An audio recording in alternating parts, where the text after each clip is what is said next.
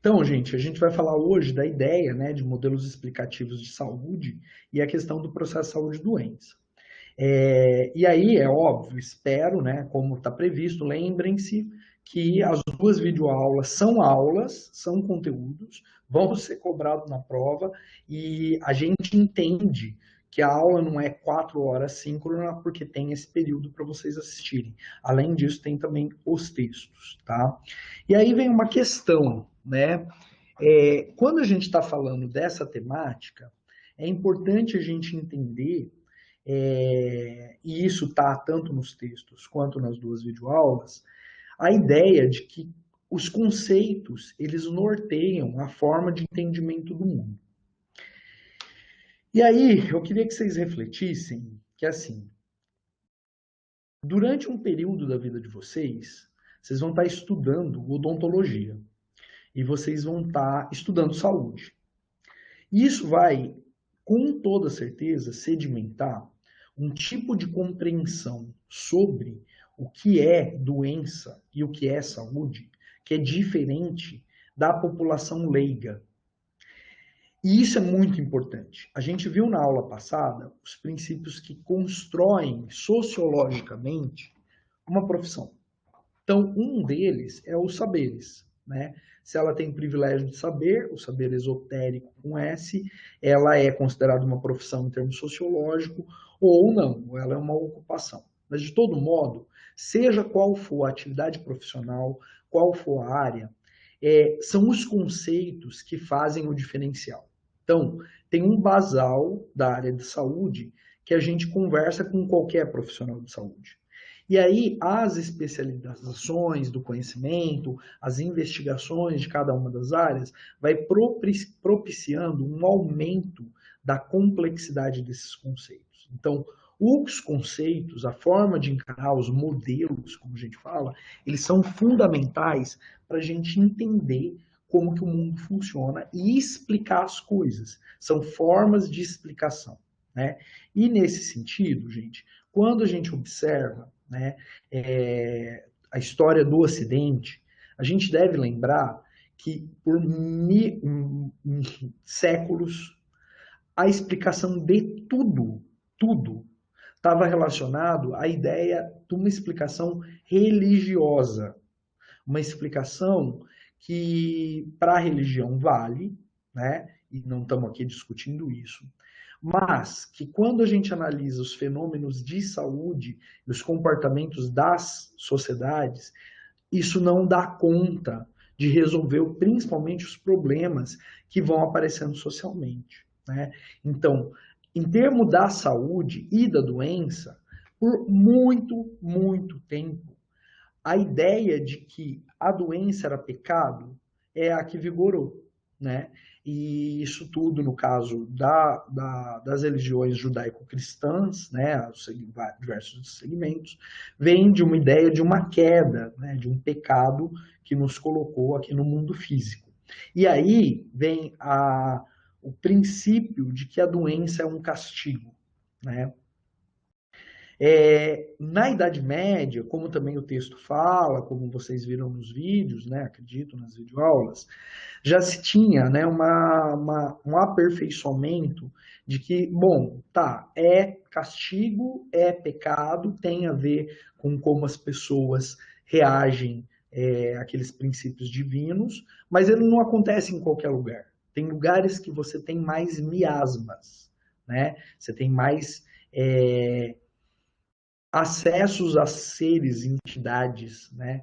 Que são esses miasmas que causam a doença nas pessoas. E aí, geralmente, os lugares mais pobres, os lugares mais vulneráveis eram entendidos como locais com maior presença dos miasmas e que provocavam, quando tomavam contato, provocava doença e a morte, né? Aquela ideia de não ficar com a janela aberta à noite é porque os miasmas podem entrar na casa da gente. Até hoje isso ainda vigora.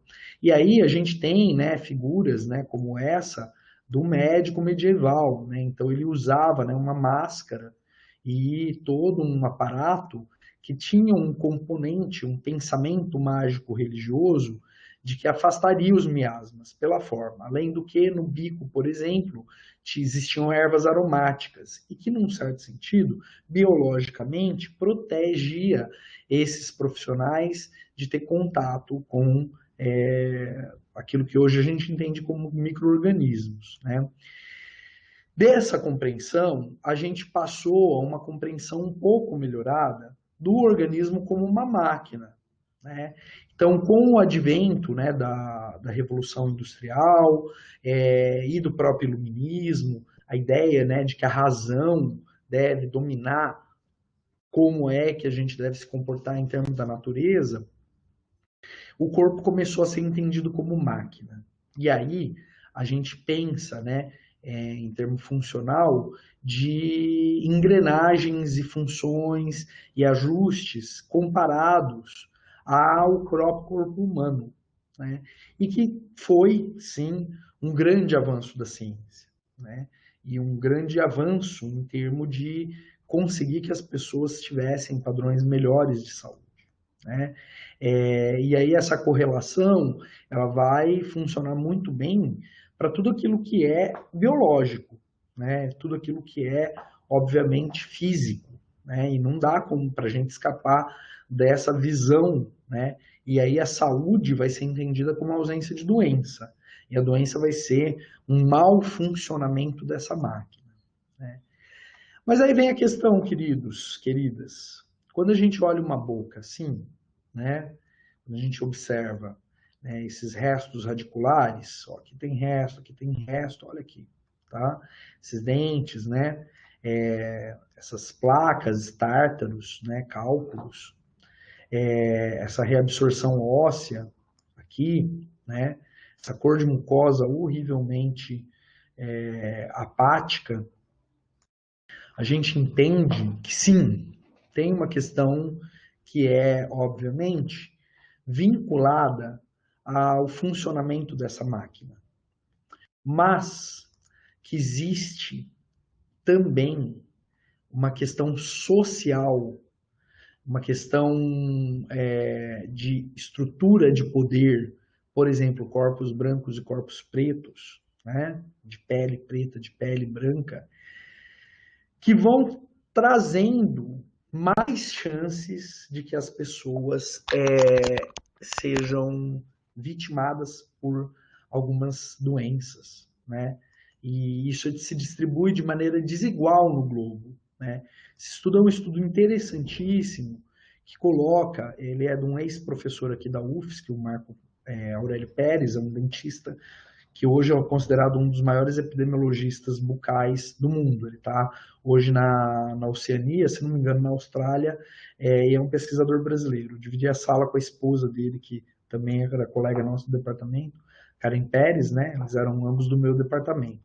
E esse estudo vai apontar a diferença que a gente tem em termos de saúde bucal das pessoas. Então, observem, né? Quanto mais claro, né? E amarelo e branco são a boa saúde bucal. A rosinha aqui, né, o laranja clarinho, né, é médio, e o laranja médio e o escuro são ruins. E aí a gente pode observar que, por exemplo, o Brasil, ele é pior às vezes até do que alguns países na África, né, ou a própria China, em termos de saúde bucal, mesmo tendo 25% da população de dentistas do mundo.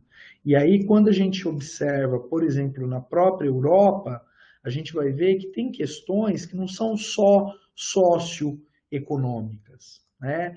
Existem questões que também tangenciam a própria cultura de cada região, né? E isso aponta para como é um complexo, que não é só o biológico, mas é o político, é o social, é o cultural, é como cada sociedade vai se estruturando e permitindo ou não que as pessoas tenham mais ou menos saúde. E esse é um rompimento que vocês viram particularmente, a gente está fazendo uma saída rápida disso, no modelo de determinação social do processo de saúde e doença, né? Essa é aquela foto que eu sempre utilizo, da última turma que eu dei aula presencial no odonto. E quando a gente vê, né, pessoas aqui nessa turma, e as compara com moradores de rua, a gente entende também que, apesar do corpo máquina, existe um social que talvez seja até mais importante em termos daquilo que é feito e produzido como saúde ou não na vida das pessoas, né? Fico pensando, né, o que, por exemplo, um modelo mágico-religioso de culpabilização e pecado, esses corpos dessas pessoas com deficiência, com algum tipo de deficiência, o termo adequado hoje é pessoa com deficiência, tá? Não é pessoa especial, não é qualquer outro tipo. O termo adequado e pelo justamente o movimento de pessoas com deficiência é colocar, né, a pessoa tem uma deficiência, mas ela não é deficiente, né? Então, essas pessoas na Idade Média eram consideradas pecadoras, simplesmente porque nasceram dessa forma, né? Depois você tem uma evolução disso, mas até um ponto, né, gente? Porque no fim também o mundo não se adapta, né, a quem tem algum tipo de diferença. E aí, em sociedades mais ou menos avançadas, mais ou menos civilizadas, mais ou menos culturalmente inclusivas, a vida dessas pessoas vai ser mais ou menos fácil e os processos de saúde e doença também, né? Sem falar das próprias posições sociais esperadas, né? A gente já usou essas imagens em outras aulas e é para a gente refletir. Esses garotinhos, essas garotinhas brancas e brancos têm uma chance maior de saúde do que essas escravas ou amas de leite pretas. E isso tem a ver com funcionamento biológico? Claro, é no corpo que a gente vai ver onde é que essas determinações sociais vão ter efeito. Mas isso é muito mais social, né? Aquela mesma foto também, né, numa ocasião que eu tive num hotel em São Paulo, em que o que faz com que eu esteja do lado de dentro e eles estejam do lado de fora, né? Com toda certeza é biológico, com toda certeza vai ao corpo, mas há que se pensar que não é somente biológico. E aí vem essa ideia dos inúmeros privilégios e desigualdades que nós temos em termos do mundo, né? Então, quando a gente olha, né, quem acessa, quem tem poder, privilégio, oportunidade e recurso, tem uma série de características de um grupo muito específico, né? Então, ser homem, ser rico, ter nascido particularmente nos Estados Unidos, ser nativo, né, de língua inglesa, uma pessoa hábil, quer dizer, sem deficiência, ser cristão, heterossexual e branco. Esse grupo é um grupo que só existe nos países de primeiro mundo, né? Não adianta a gente pensar a distância de ter nascido ou não nos Estados Unidos ou na Europa, em países centrais, é imensa, né? Mesmo se pensar, é diferente você ser norte-americano estadunidense e norte-americano canadense, né? E aí, gente, isso é fruto de vários estudos, a gente pode pegar qualquer um desses pontos para entender que essas pessoas vão ter mais chance de ser saudáveis do que aquelas que estão na periferia da roda, na periferia das exclusões. E isso foi pensado primeiramente através daquele modelo que vocês viram do Dahlgren e Whitehead, né, que é um modelo chamado de determinação social do processo de saúde e doença. Nesse modelo, se a gente for olhar atentamente, é importante isso, vocês vão perceber que tem essa questão etária, né? Tem a questão do sexo, dos fatores hereditários e, óbvio, estilo de vida. Mas aí vem uma questão fundamental de vocês entenderem. Estilo de vida tem um componente de decisão, estilo de vida tem um componente que depende das escolhas individuais, mas estilo de vida também tem a ver com possibilidade de compra de coisas. Então, quando a gente ouve, e a gente analisou isso naquela discussão sobre medicalização, o parâmetro de saudável, né, de você ter que malhar numa academia, de você comer alimentos, né, Isso chega ao extremo, por exemplo, de não recomendação de alimentos que tenham qualquer tipo de processamento ou mesmo, né, lactoses, né? Então, isso a ciência nutricional vai avançando nesse campo de nutrientes e isso tem a ver com um chamado estilo de vida, né? Mas para a maioria das pessoas, mesmo que elas desejem, elas não conseguem ter um estilo de vida saudável. E aí você entende que a explicação do biológico e a explicação da culpabilização do paciente, né? Deixa eu até voltar naquela imagem. Quando a gente pensa nessa boca. Aí tá, cadê? Peraí. Nessa boca aqui. É claro, isso está no biológico, isso está no corpo dessa pessoa. Tem a ver com o estilo de vida? Claro, tem a ver com higienização bucal ao longo da vida. Essa boca não fica assim, né? Lembremos, é o tecido mais mineralizado do corpo humano. O dente, a estrutura dental, é o tecido mais difícil de ser destruído. E aí estão as múmias, né, egípcias e de outras culturas para provar isso, né, que dente não se acaba nem milhares de anos depois. Mas num processo de vida social, essa boca foi destruída, essa boca foi mutilada. E provavelmente não por decisão somente da pessoa, né? Essa é a questão, que quando a gente observa essa roda, a gente percebe que há sim outros elementos. Por exemplo, a questão de redes sociais e comunitárias. Rede social aqui não é mídia social, tá? É como é que as pessoas vão se relacionando socialmente, e isso tem a ver com quem é mais parecido ou não conosco, né?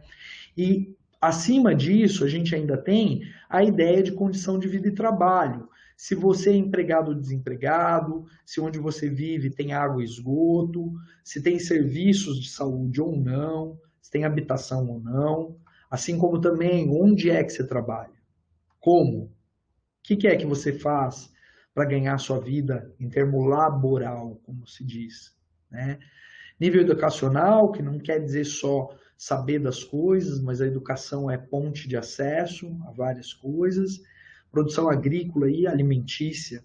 E aí a gente não percebe, porque o Brasil é um país que ainda tem muita riqueza natural, apesar de que com todas essas alterações ambientais, a gente sabe, segundo, né, quem trabalha com isso, que é muito provável que as lavouras de hoje não existam no futuro, nos mesmos lugares, porque a mudança climática muda muita coisa, né? Mas de todo modo, quando a gente observa esse contexto amplo, né, quando a gente observa todos esses determinantes e condicionantes, né, porque é uma condição de vida e trabalho, a gente vai perceber que quando vai ao corpo, isso tem a ver com muito mais coisa do que a vontade da pessoa. E aí, gente, vem esse último nível, né? Que são as condições socioeconômicas, culturais e ambientais. O que vai explicar, por exemplo, né, nesse mapa aqui, como a gente pode ter países de primeiro mundo, países desenvolvidos com piores indicadores de saúde bucal que o Brasil e às vezes até que países da África, né? Aí você vai falar, mas professor, como que explica essa coisa da África? A questão é alimento processado, a questão é o tipo de carboidrato que se ingere. Então, é um outro tipo, inclusive, eles têm um problema de desnutrição. E aí, quando você pensa nisso, não é que é um fator de proteção, mas com toda certeza, quanto mais industrializado, quanto mais processado, e é o que acontece aqui, né, pior vai ser a qualidade de saúde bucal das pessoas, né? De todo modo, gente, é interessante, né, essa operacionalização que o Dahlgren e Whitehead fazem para pensar a saúde, para extrapolar, né, para além do campo específico. E esse modelo ele foi superado por um novo modelo, né, um modelo de Irving e Solar, que é o vigente. Então, quando se pensa por esse modelo no impacto sobre a saúde, né, e o bem-estar das pessoas, a gente deve lembrar que isso é fruto de outras condições. Então, você vai ter determinantes intermediários de saúde, aí óbvio, qual é o sistema de saúde que se tem, qual é o acesso aos serviços de saúde, mas não podemos esquecer que também as condições materiais de existência, né, são diferentes. E é aquela questão que a gente já comentou, inclusive, em sala de aula. Talvez, para muitos de vocês, o computador ou o celular que vocês usem para assistir essa aula seja compartilhado nas suas famílias, né? Internet, né? Os 4Gs, né? Que às vezes tem muita gente aqui com telefone móvel e aí a gente fica pensando, né? Quem está com telefone móvel, se o telefone talvez não seja uma internet melhor do que a que tem em casa. Para outros, as pessoas estão com um computador individual no seu recinto de trabalho, dentro das suas casas, numa família superestruturada, um ambiente estruturado. E essas condições vão mudar a aprendizagem de vocês. Da mesma forma que na saúde, né, a questão de trabalho, disponibilidade de alimento vai impactar. Fatores comportamentais, porque também isso é uma questão, tem sim um fator de decisão, né? Mas tem também um componente biológico. A questão dos fatores biológicos, tudo isso são componentes de como as pessoas vivem suas vidas. E aí também a ideia de comunidade, a coesão social e o capital social. Esses determinantes intermediários, eles vão intermediar o quê? A saúde da pessoa, de um lado, e outras coisas que são estruturais, são maiores, são mais amplas, em termos de desigualdade. Então, qual que é a posição socioeconômica daquela pessoa? Como ela se coloca em termos de classe, gênero e etnia, a famosa interseccionalidade. Tudo isso posiciona. Por isso, na sociologia, a gente chama isso de dado posicional. Como dentro das hierarquias sociais, essas pessoas estão localizadas, né? Óbvio também que o contexto político-econômico vai interferir diretamente. Como é a governança no termo daquela nação? Como são as políticas macroeconômicas? Como que o mercado e as políticas sociais, as habitações, esses elementos políticos se dão, né? As questões de políticas específicas públicas, quer dizer, fazer a ponte, vocês vão estudar política pública na próxima fase, na disciplina de política pública que é decorrente dessa, mas vocês vão entender. As políticas são mediadores entre o Estado e a população, né? Como que a cultura e valores para cada comunidade. E aí vem essas questões que são importantes de vocês pensarem, né? Quando vocês pensam em uma doença, em um acometimento de saúde, primeira questão que vocês devem analisar nesse modelo é quais são os determinantes intermediários. Então, quais são as circunstâncias materiais envolvidas, quais são os fatores biológicos relacionados, quais são os fatores comportamentais, os impactos psicossociais e como que o Estado oferece coisas ou não para as pessoas e quais pessoas são em determinados grupos sociais. Como que fica a questão comunitária, né, que é o determinante intermediário junto, né, dos determinantes intermediários, estrutural, qual que é a posição social, o contexto socioeconômico, a questão política, né? E aí temos algumas aplicações aqui. Então, a gente pode pensar, por exemplo, no caso da desnutrição, né, que óbvio, gente, tem a ver com uma série de questões, como, por exemplo, falta de condição de trabalho, né, uso de alimento barato, hiperprocessado, alimentação como fator, né, de depressão. Então, para quem tem pouco, não ter é um estresse e isso causa problemas, né? Existem programas de nutrição, né, naquele município, né? Quem que ajuda ou não ajuda as pessoas? E aí a gente vai ter, né, em termos de determinante estrutural, essas questões, uma maior ou menor autonomia para adquirir alimento durante a vida, né? E aí esses binômios, pobreza e riqueza, masculino e feminino, branco e outras etnias, né? E as políticas, né, de nível de decisão, de contexto sociopolítico, né? Que vão levar, inclusive, em conta esses fatores culturais. O que acaba sendo diferente quando a gente pensa na cárie dentária, né?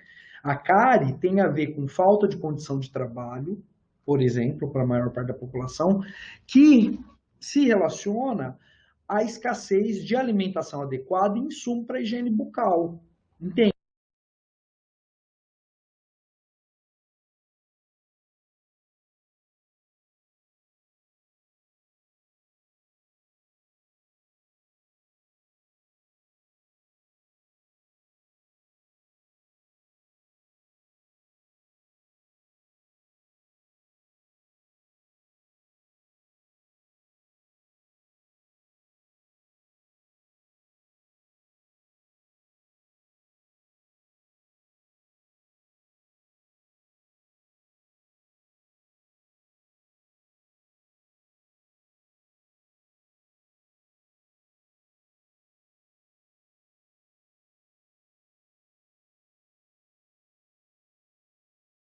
Voltou? Ah, perfeito. Então tá. Eu esbarrei nas coisas aqui, acabou desligando. Então, voltando, né? Quando a gente pensa na cárie dentária, é diferente da nutrição em si, mas muito próximo em alguns aspectos. Vocês vão estudar na bioquímica que a alimentação adequada é um dos fatores mais importantes para a saúde bucal. Então, dentista que não entende minimamente de aspectos nutricionais é um mau profissional. Por quê? Porque realmente se vocês forem ver em história da odontologia, vocês vão ver que a cárie se torna uma epidemia e uma verdadeira pandemia, né, no mundo inteiro a gente tem, né, a partir do momento que se processam alimentos. Então, o uso de carboidrato simples, tem uma série de coisas que vocês vão aprender como isso tem a ver. E aí é óbvio, se eu não tenho condição de trabalho, eu não tenho alimentação adequada. Se eu não tenho condição de trabalho, eu não tenho boa higiene naquela família. Quantas famílias têm uma escova de dente? Quantas famílias não têm dentifrício suficiente para todo mundo higienizar adequadamente? Se você for pegar, né, e realmente olhar os parâmetros de uma boa escova de dente, cada 2 meses, 3 meses você deve trocar. E nem sempre as pessoas conseguem adquirir isso nessa frequência. Os de alimento barato, de baixa qualidade, hiperprocessado, com grande quantidade de carboidrato, né, geralmente oculto, né, má higiene bucal por falta de insumo e por falta de informação. E aí vem a questão, como é que estão os serviços odontológicos, tanto preventivos quanto curativos? Porque a gente já viu isso quando eu mostrei algumas imagens para vocês na bioética. É muito mais caro reabilitar do que preservar, do que ter prevenção, né? E aí, quanto mais pobre a pessoa, pior a condição bucal, menos chance ela tem de se reestabelecer. Então, quando a gente pensa nisso, esse modelo ele se aplica diretamente à nossa realidade. As pessoas doam, as pessoas têm condição de auxiliar, né, dentro da comunidade daquela pessoa, e aí também esses bionômios vão interferir, pobreza e riqueza, masculino e feminino, branco ou de outras etnias, e isso, gente, tem a ver com um elemento desses determinantes intermediários, mas o contexto político é algo fundamental de entender. A gente já discutiu isso nessa disciplina, inclusive na bioética, né? As decisões que são tomadas para a área de saúde bucal em nível ministerial interferem diretamente na saúde bucal das pessoas. Nós não temos escassez de profissionais odontólogos no solo brasileiro, né? Mas aí, como é a política de renda da população e de reprodução social? O estímulo e regulação do mercado de saúde e mercado alimentar, né? Então, por exemplo, nós dentistas temos um interesse absurdo que existam rótulos nos alimentos. E aí, quando foi tentado retirar a composição, né, dos rótulos, isso foi uma briga tanto da nutrição quanto do campo da odontologia para manter. Por quê? Porque é somente ali que a gente pode ensinar as pessoas como alimentar-se melhor, ou saber o que é que elas estão se alimentando. Mas, ao mesmo tempo, a gente tem que ter também política nesse sentido de regulação, por exemplo, para baratear o preço de equipamento odontológico, de insumo, ou até de criação de subsídio governamental como uma área prioritária da população brasileira. E isso não é algo que às vezes a gente percebe e que vai interferir diretamente na nossa profissão. Ai, professor, mas se a gente for e quiser realmente ter muito paciente, a gente precisa de gente com muita cárie. Isso é uma visão, além de ser antiética, extremamente equivocada. Porque dentistas em países que não têm quase cárie, eles têm uma vida muito melhor, inclusive são muito mais valorizados do que aqui. Porque a gente não trata só de cárie, né? Não é só a dor por origem cariosa que nos enche os consultórios. Pelo contrário, muito, muito pelo contrário, né? E aí, essa questão das políticas de formação e de proteção social da população estão diretamente relacionadas, gente, à saúde, ao corpo dessas pessoas, mas a nós enquanto categoria profissional. É por isso que essa aula vem na sequência da sociologia das profissões. E em segundo, em último plano, a questão dos valores culturais. As pessoas não cuidam da sua boca. Elas não entendem que saúde bucal é parte da saúde. A começar do próprio dentista, que tanto isola a boca, tanto isola o nosso setor de atuação, o nosso campo, que passa a não conseguir conversar com os outros profissionais de saúde que não entendem saúde bucal como saúde. E aí, isso é muito complicado. Por quê? Porque a gente tem que mudar. A gente não vê a população na rua pedindo mais dentista. A gente vê a população na rua pedindo mais serviço de saúde, que não inclui na cabeça das pessoas necessariamente a odontologia. E aí vem aquela questão que a gente já viu em aula, daqueles vídeos que fazem com que as pessoas fiquem procurando receitas caseiras para cuidar da sua própria saúde bucal, né? Então, que é o que eu comentei com vocês na época, que não dá para culpabilizar as pessoas. Quando a gente pensa em feminicídio, por exemplo, é um outro desfecho de saúde, porque violência tem a ver com saúde. Lembrando, feminicídio é o assassinato de mulheres pelo fato de serem mulheres, não o assassinato de todas as mulheres, sejam elas cisgêneras ou mulheres trans, né? De todo modo, são aqueles assassinatos vinculados geralmente a relacionamentos abusivos, a violência entre parceiros íntimos e que são tipificados hoje na legislação brasileira com agravamento das penas, né? E aí, quando a gente analisa esses mesmos determinantes, empregando e analisando cada um dos pontos, olha como isso muda, gente. O que é que vai ser de determinante intermediário? Prática naturalizada de submissão ao homem, violência econômica, né, aquela que o homem cuida ou é o provedor econômico da mulher, episódios de violência relacionado tanto psicológica quanto física, né, de psicológica a física, porque é uma gradação, episódio de depressão e tristeza prolongado das mulheres, episódio de ansiedade, tudo isso são elementos que os serviços de saúde, segurança pública e justiça devem observar. Por quê? Porque caracterizam risco a feminicídio, né? Quem são as pessoas que observam e dão suporte? E aí, assim, existe gente da família, da comunidade que percebe e pode ajudar essa mulher?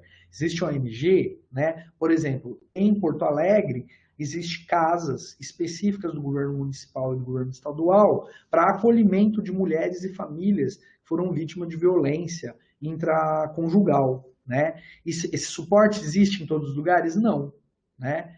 E aí, quando a gente vai aos determinantes estruturais das desigualdades, a gente percebe que, em primeiro plano, a gente vai ter a questão de autonomia da mulher sobre sua própria vida como um importantíssimo determinante da saúde e de prevenção ao feminicídio. Os mesmos binômios entram aqui, inclusive a questão dos homens serem mais ricos que as mulheres. E aí, como profissional, a gente essa mulher tem formação profissional, ela consegue ter uma ocupação profissional, uma renda própria. Se a gente não começa desse determinante, gente, muitas vezes as mulheres não vão conseguir se libertar de relacionamentos que levam elas à morte, né?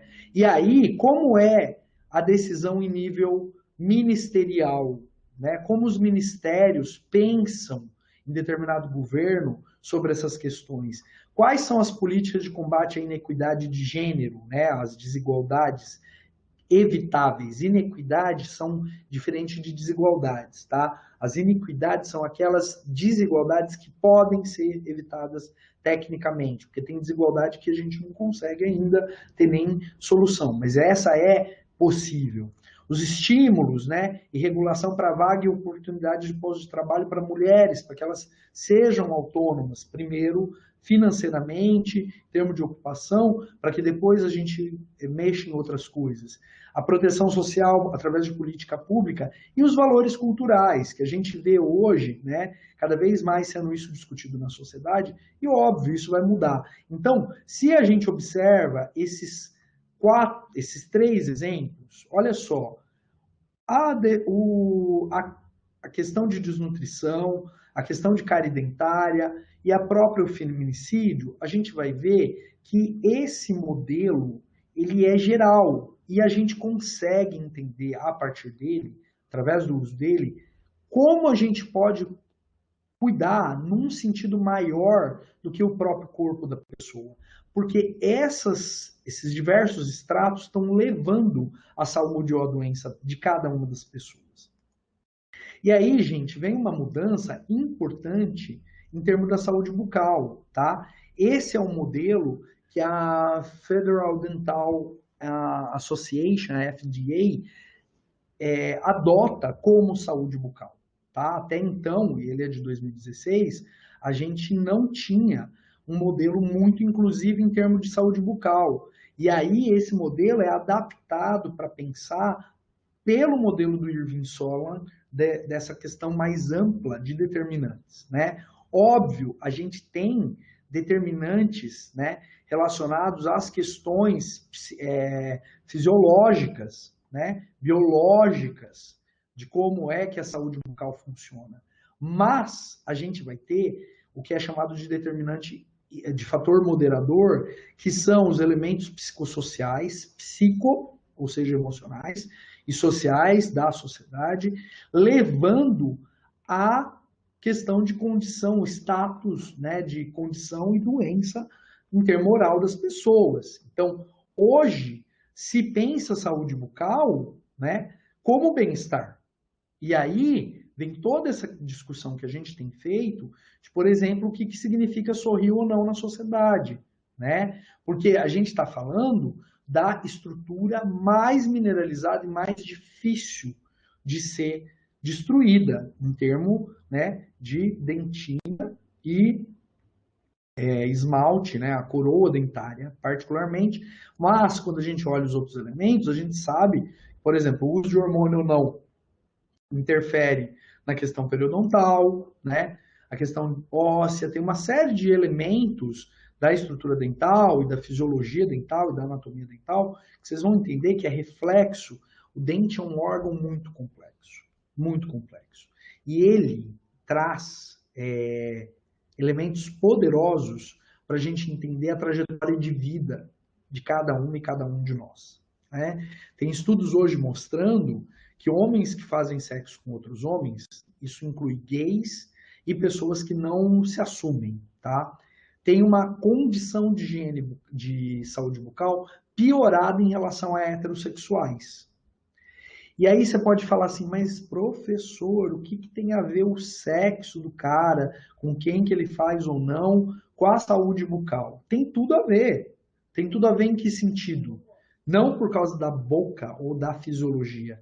Tem a ver as trajetórias de exclusão, as trajetórias de exclusões, na verdade, as trajetórias de exclusões, as trajetórias de estresse, as trajetórias de problemas ocasionados em termos emocional, relacional, social, a partir do momento que uma pessoa tem um desejo que não é lido como um desejo normal. né? Da mesma forma, a gente tem um professor do departamento, vocês vão ter aula com ele, o João Bastos, Dornelles Bastos, que acabou de receber um prêmio internacional de um estudo que ele e uma outra dentista, né, a Helena, que fez mestrado com a gente na saúde coletiva, doutorado na Inglaterra, fizeram apontando para como as discriminações étnico-raciais levam à piora do quadro de saúde bucal das pessoas. Pessoas pretas e pardas têm saúde bucal pior, e isso não se deve a questões fisiológicas, gente, se deve a trajetórias de exclusão. Então, vocês vão atender pessoas, e essa é a questão. O modelo de determinação social da doença é mais amplo que o modelo biologicista. O modelo do homem como máquina, o modelo da saúde como ausência de doença, vai olhar esse organismo e falar assim, precisamos só colocar implante, a gente precisa colocar aqui uma matriz para desenvolvimento ósseo, a gente precisa olhar a questão oclusal. Isso é reducionismo, né? E é importante, mas ele deve ser acrescido de outros elementos. Por quê? Esse panorama que a gente já viu também, né, em outra aula, de que o dente natural, né, primeiro ele tem um preenchimentozinho, né, com alguma obturação, depois você vai tendo, né, restaurações mais longas e mais largas, né, mais volumosas, a coroa, né, tratamento redicular e coroa, a avulsão, extração, né, uso de ponte ou implante, né, e até a dentadura, né, a prótese total, como a gente fala mais tecnicamente, não é um processo que se dá do dia para a noite, e é um processo que é cada vez mais caro e, além de tudo, tem a ver com a trajetória de vida dessas pessoas. Não é algo que se dá simplesmente porque elas querem, né? Lembrando também desse diagrama que a gente já usou, que quanto mais avançado o procedimento, mais caro é. Então, se alguém tem um problema e essa pessoa já é pobre, ela vai acabar perdendo tudo. Ela vai acabar perdendo tudo, né?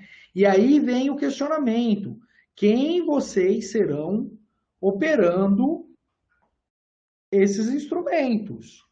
Vocês vão ser pessoas que vão olhar somente o elemento dental? Vocês vão ser pessoas que vão olhar somente através de uma abordagem que é exclusivamente focada no modelo mecanicista, ou vocês vão ser efetivamente odontólogas, no sentido de logia, de conhecimento, né, de estudo, de investigação. Você pode ser cirurgião bucomaxilo, você pode ser implantodontista, pode ser odontopediatra, ortodontista, periodontista, protesista. Não é protético, tá? Protético é o técnico. Protesista. Mas, e que sejam excelentes. Mas só olhar o biológico é estar num modelo atrasado de saúde que as outras profissões de saúde não fazem mais. É estar num modelo de saúde antes da década de 60. É estar num modelo de saúde que desconsidera uma gente, uma pessoa, alguém, um ser humano e, portanto, inserido numa sociedade que faz com que ele tenha mais ou menos doença bucal, que ele tenha melhor ou pior condição de saúde bucal. Quem vocês serão operando? Quem vocês serão usando os dispositivos técnicos? E essa foto é provocativa, né? É a foto que a gente se vê, né? Eu tenho altas recordações de quando as luvas estavam na minha mão e quando eu estava com o espelho clínico e a sonda exploradora. Explorar o dente é explorar o social, gente. É o registro de uma longa trajetória de múltiplas determinações. A gente já fez esse exercício aqui na sala, agora eu não lembro se é na sociologia da saúde ou na bioética, tá? Mas a gente já levantou, acho que foi na bioética, quantos de vocês são cari-free? Nunca tiveram experiência cariosa? 12 dessa turma nunca tiveram experiência cariosa. Pelo menos naquele dia, nos dados que a gente levantou. E aí vem a questão, o que faz essas pessoas? Para um pensamento mágico religioso, essas pessoas são santas. A santidade não explica isso, tá? Infelizmente, esse modelo, por mais que ele seja mais simples de entendimento do mundo, o modelo religioso, para quem é da saúde, ele não explica as questões. Essa é a questão, tá? Isso é senso comum. Ah, é porque elas escovaram direito o dente. Ah, explica grande parte, explica melhor do que o modelo mágico religioso. Mas esse modelo mecanicista não explica por que alguém escovou melhor ou pior dentro, por exemplo, da mesma classe social. Ah, é a vontade. Não é bem a vontade. Às vezes é cor de pele. Às vezes é gênero. Às vezes é questão de orientação sexual. Mas com toda certeza, nesses determinantes, você ser mais rico ou mais pobre te favorece até o acesso à informação. É a tal história, gente, que eu já comentei para vocês, com vocês, acredito. Né? Se eu não comentei é porque às vezes eu esqueço. Eu sou de uma família em que meus pai e minha mãe foram professores universitários. Eu não tenho ninguém na minha família, ninguém, nem de pai nem de mãe, que não tenha ensino superior. Nem tios, nem tias, nem primos.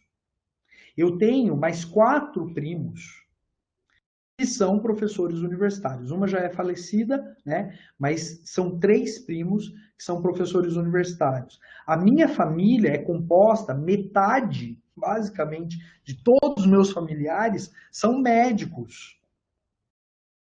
Dentista tenho eu e mais 2 só, tá? Minha mãe, enquanto ela tinha atividade profissional, era enfermeira e meu pai era físico. Eu vi meus pais lendo e eu imitava eles com 1 ano e meio. Eu pegava livro e fingia que estava lendo. Então, é uma estrutura que me permitiu decidir se eu queria escovar o dente ou não, se eu queria ler ou não. E eu fui apresentado para esse tipo de estilo de vida que garante muita coisa, né, nessa sociedade. Mas essa é a realidade das pessoas, da maioria das pessoas? Essa é a realidade de quem efetivamente tem aquela condição de saúde bucal precaríssima? Não. E aí está a história. Usemos sim o espelho, usemos sim a sonda, né, o explorador, seja o que for. Treinem. Odontologia é mão, é habilidade, saibam tecnicamente, mas não sejam retrógrados, não se prendam num modelo da década de 60, tá? Existem modelos de saúde bucal, inclusive de saúde bucal, não só de saúde geral, muito mais interessantes para efetivamente a gente pensar nesses determinantes sociais de saúde, como isso pode reverter saúde para as pessoas, né? Bom, com isso a gente encerra o que eu tinha para expor aqui.